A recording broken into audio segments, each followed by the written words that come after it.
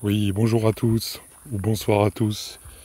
Euh, donc je commence, épisode numéro 1, podcast. Alors, tout d'abord, je voulais faire une petite présentation. Je m'appelle William, j'ai 39 ans, je vais sur mes 40 ans, et je suis entrepreneur digital depuis maintenant 2 ans, même si j'ai beaucoup plus d'expérience sur le web. J'ai commencé l'édition de site il y a une dizaine d'années. Il y a une dizaine d'années, j'ai commencé l'édition de site. Et puis ce qui s'est passé de fil en aiguille, bon an, mal an, j'ai eu un parcours un peu haché, j'ai eu plusieurs expériences professionnelles qui m'ont amené à me diriger vers la vie plutôt réelle, le voyage essentiellement. Et il y a à peu près 2 ans de ça, donc c'était début 2023, j'ai découvert le SEO à travers une formation. Et puis je me suis lancé dans le SEO, les sites de niche, les Amazon MFA, toutes ces choses-là, je me suis lancé là-dedans. Et bref, et là j'ai découvert tout un univers qui m'était déjà un peu familier puisque je venais de l'édition de site, mais en même temps qui m'était étranger parce que je devais me former, je devais comprendre comment fonctionnait le SEO. Après il y a eu l'essor de l'intelligence artificielle, ChatGPT, il y a beaucoup de choses qui ont changé. Mais fondamentalement, aujourd'hui, ce qui marque vraiment ce qui change vraiment, je te dirais, c'est le personal branding. C'est ça qui est assez hallucinant. Donc je vais peut-être te tutoyer parce que on se connaît pas, mais je préfère. Alors sur mon blog, sois pas surpris, je vous vois beaucoup parce que j'ai toujours un style où j'aime écrire, j'ai une belle plume et j'étais plus à l'aise en vous voyant. Mais là, en audio, on peut partir sur du tutoiement. Alors il y a la première des choses que j'aimerais te signaler, c'est ce soir, pourquoi tu vois pas ma tête? Parce que euh, tout simplement, il y a un problème, c'est qu'il faisait très chaud aujourd'hui, je voulais sortir plutôt faire une vidéo, et je me suis dit zut, comme c'est la canicule, je me trouve pas de prétexte, je lance mon premier podcast ce soir, donc j'ai décidé de faire une partie William sans filtre, avec vraiment ma tête. Donc ce sera un peu du vlogging, de l'immersion, mais pas du vlogging au sens vulgaire du terme. Un vlogging où je marche, où je monte ma tête, où tu me verras un peu batifolé, mais toujours en exposant mon point de vue, mes idées sur l'entrepreneuriat digital. Et après, tu auras une partie aussi William sans filtre. Là, c'est plus le William sans filtre, sans la tête, je te dirais, plus version podcast, comme je fais ce soir. Et là, on est dans une partie intime, c'est-à-dire je suis en connexion avec toi et puis je parle juste avec un téléphone, je parle de sujets divers. Ça peut aller très bien du business à la philosophie de vie, aux choses qui me tiennent à cœur. Donc tu vois, c'est un large spectre de possibilités. Et donc ce soir, ce que je voulais en fait, c'est aborder, c'est un peu l'esprit du mouton noir, l'anti-marketing, tout ce qui est mouton noir. Alors pourquoi, pourquoi je pense, pourquoi des personnes pensent que aujourd'hui Internet c'est saturé, Internet il y a plein de vendeurs de rêves, il y a plein de mecs qui disent des choses mais en fait qui n'ont aucun résultat. Et en fait tu remarqueras que 90% de ce qui est annoncé sur Internet, dans le digital, c'est faux. Et si tu es un peu attentif comme moi, tu l'as sûrement remarqué. En fait, il y a vraiment un problème. Alors, je tiens à préciser que là, c'est mes premiers podcasts. Avec le tutoiement, je ne suis pas encore très habitué. Donc tu me diras est-ce que tu préfères que je te vous vois ou que je te tutoie. Donc ça aussi, vous le mettrez dans les commentaires. Parce que là, je suis parti sur du tutoiement, donc bref, on va passer. De toute façon, au début, c'est pas parfait, on s'en fout.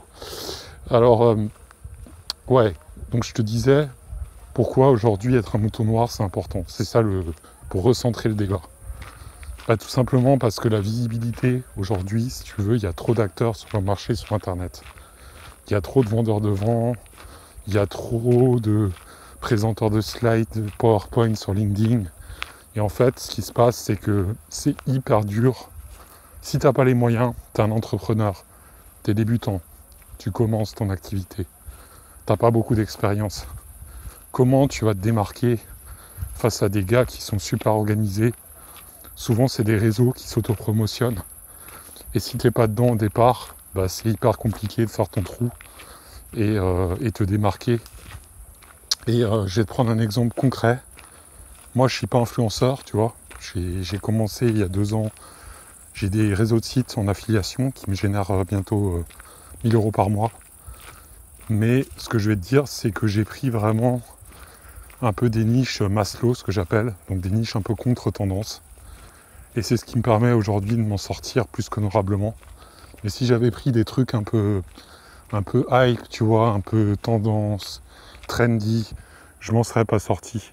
Et moi, ce que je veux te dire aussi, c'est devenir un mouton noir, penser aussi comme un mouton noir. Donc, qu'est-ce que c'est penser comme un mouton noir? Et pourquoi l'être? Donc, il y a 4 points qui me semblent fondamentaux. Le premier point, c'est avoir l'esprit d'innovateur et d'explorateur.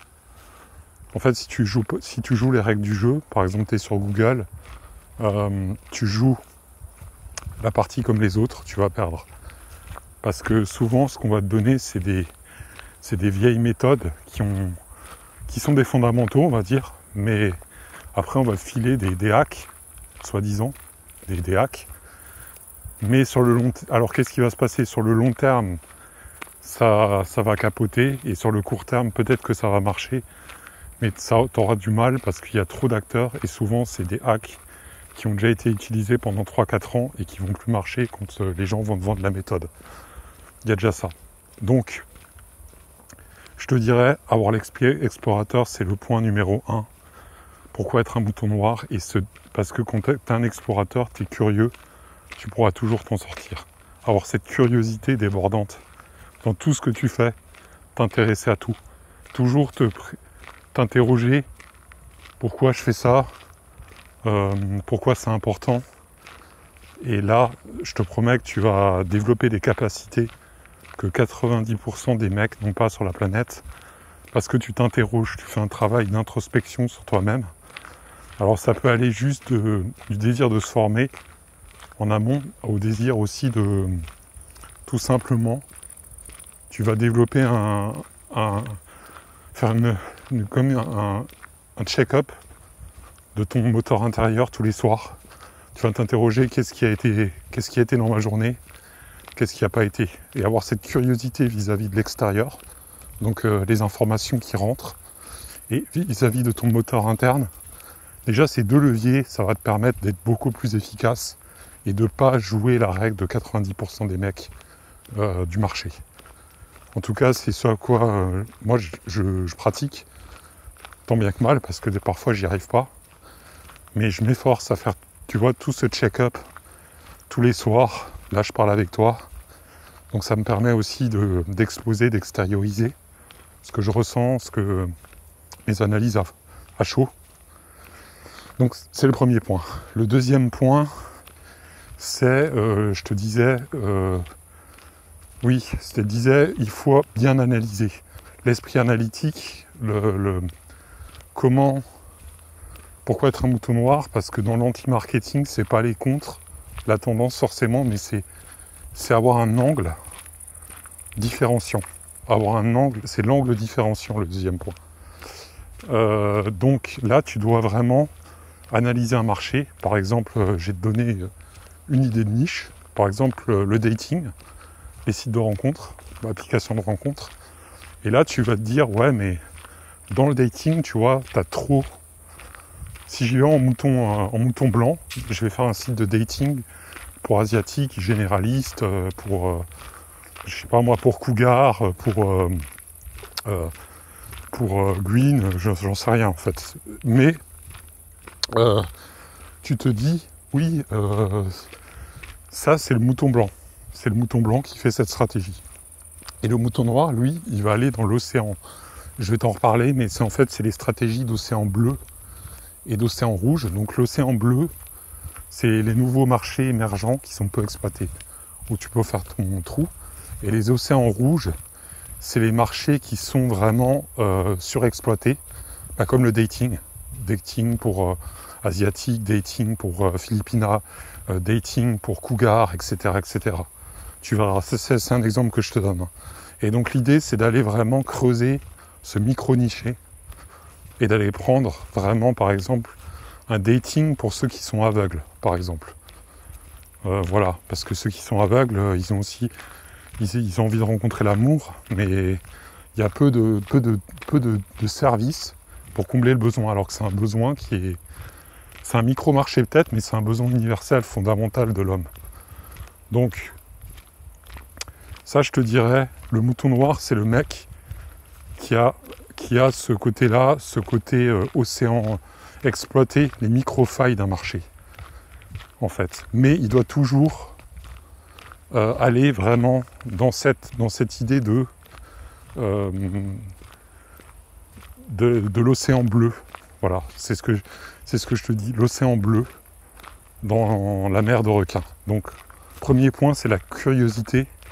Deuxième point, c'est l'océan bleu. Et le troisième point, je te dirais, parce qu'il y en a encore deux, le troisième point, c'est pourquoi être un mouton noir, parce que en fait, tu vas te fatiguer. Si tu es un mouton blanc, tu vas te fatiguer à suivre les autres. Ce qu'il y a, c'est que souvent, tu le remarqueras, quand on te parle d'un nouveau hack, quand on te parle d'une nouvelle méthode, et ben en fait, si tu changes des méthodes tous les 3 mois, tu vas te fatiguer. En fait, tu vas plus être focus, tu vas mal exécuter. Alors attention, je te dis pas, il faut rien changer, il faut faire ça, il faut refaire la même chose pendant 10 ans. Je te dis pas ça.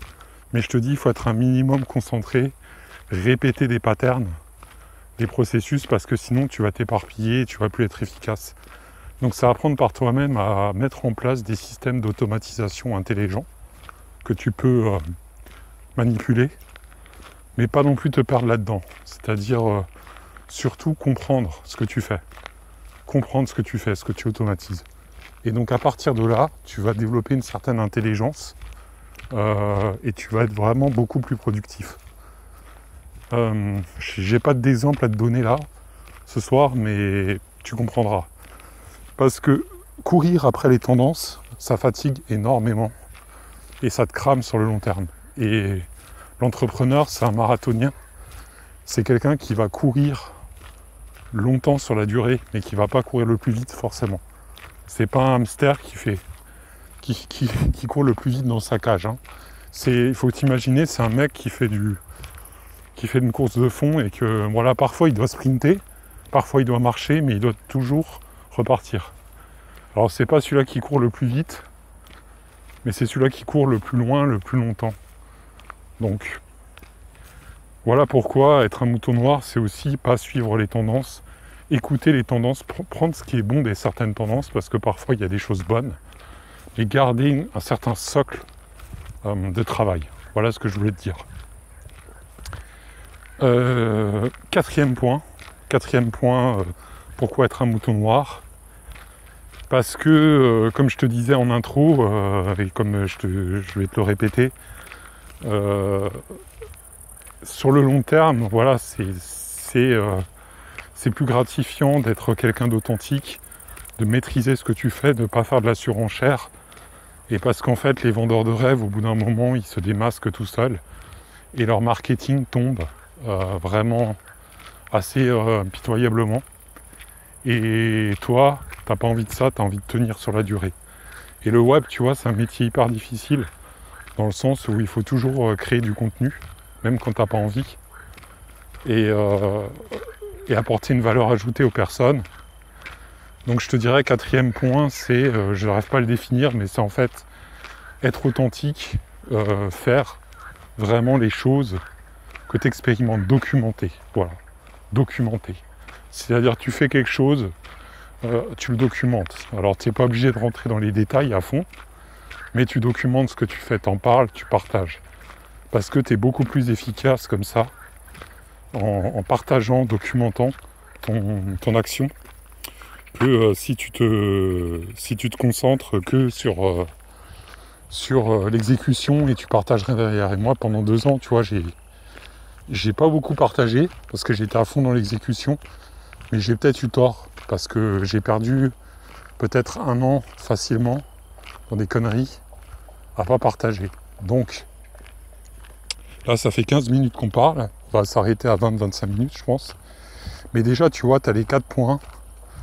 Tu as les 4 points qui font que c'est important. Donc on va un peu résumer parce que pêle-mêle comme ça. Donc au début, je sais plus ce que je disais, mais en gros, premier point, c'est pourquoi être un mouton noir ? Tout simplement, les 4 raisons, c'est... Première raison, c'est... Je me souviens plus maintenant, tu vois, c'est marrant. En gros, c'est la curiosité, voilà, la curiosité. C'est-à-dire tu dois toujours être proactif, curieux, pour faire le check-up en externe. Donc les infos qui rentrent vers toi, c'est important, la qualité des infos. Le check-up interne, c'est le soir ou un moment dans la journée, tu te poses et tu fais un mini bilan sur ce qui a marché, ce qui n'a pas marché, qu'est-ce qui a cassé, pourquoi j'ai réagi comme ça face à telle chose et comment je pourrais mieux réagir. Et donc là déjà, t'as déjà un peu nettoyé, si tu veux, un peu ton moteur. Ensuite, tu as l'océan bleu, stratégie d'océan bleu.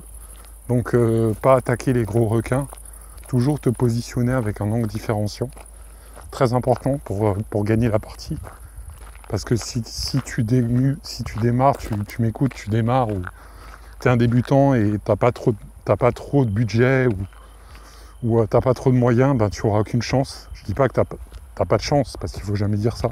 Mais statistiquement, tu as moins de chance. Alors que si tu multiplies les patterns, les petites patterns comme ça, sur des niches océan bleu, mais toujours avec un fond d'océan rouge Maslow derrière, besoins fondamentaux, tu es quasiment sûr de ne pas te planter. Alors, et après, troisième point, c'est justement ce côté-là, justement où il faut que tu sois vraiment la personne qui se démarque avec un état d'esprit long-termiste, pas jouer sur les hacks, les tendances du moment. Donc ça, c'est aussi le côté long terme, tu vois, tu la joues, tu cours pas le plus vite, tu t'inscris dans ta tendance, voilà. Et le quatrième point, on venait de l'évoquer, c'est surtout rester authentique, parce que si tu commences à jouer un personnage, le château de cartes, au bout d'un moment, il va tomber et puis tu vas te ramasser. Donc 4 points qui me semblent vraiment très importants ce soir. Je sais pas toi, qu'est-ce que t'en penses, je sais pas quel est ton point de vue là-dessus. En tout cas, en 2 ans d'expérience, ce que je peux te dire, c'est que j'ai été confronté à beaucoup de gens qui se sont lancés dans le business web et qui ont jeté l'éponge très vite. Et moi, j'ai repéré la niche Maslow. Au début, je me suis bien éparpillé et depuis 1 an, j'ai complètement recentré ce que je faisais. Et ça commence à aller beaucoup mieux. Parce qu'au début, je peux te dire que je pense que j'ai perdu 1 an. Et c'est 1 an, tu vas me dire, ouais, c'est long, mais en même temps, 1 an, c'est rien. Mais c'est vrai que sur le web, ça peut paraître une éternité. Et tenir 2 ans sur le web, rien lâcher, ça demande déjà, je te dis, un sacré caractère, un sacré tempérament, d'autant que ma vie perso, c'est pas un conte de fées, tu vois.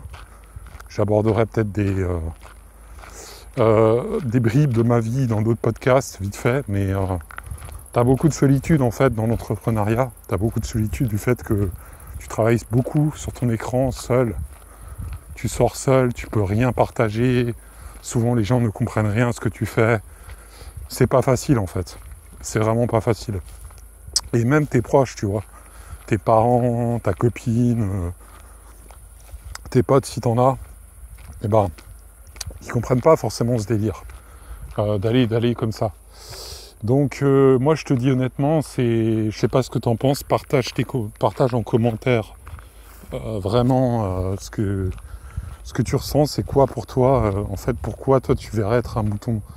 Qu'est-ce qui te ferait aujourd'hui vraiment croire en cette idée de mouton noir, de pas suivre la masse, d'écrire tes propres règles du jeu et pas te préoccuper en fait des haters, des mecs qui critiquent.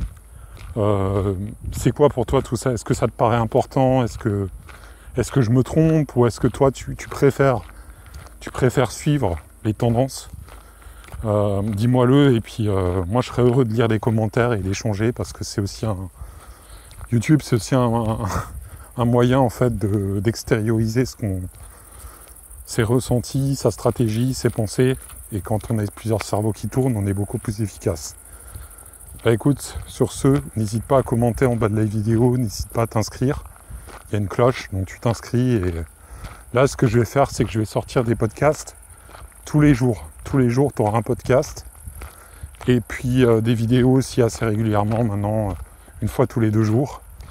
Puisque comme je suis beaucoup sur l'ordinateur mais que j'ai besoin de ressortir, j'ai toujours des idées qui fument dans mon cerveau. Donc ça permettra aussi d'alimenter le débat et de faire avancer les choses.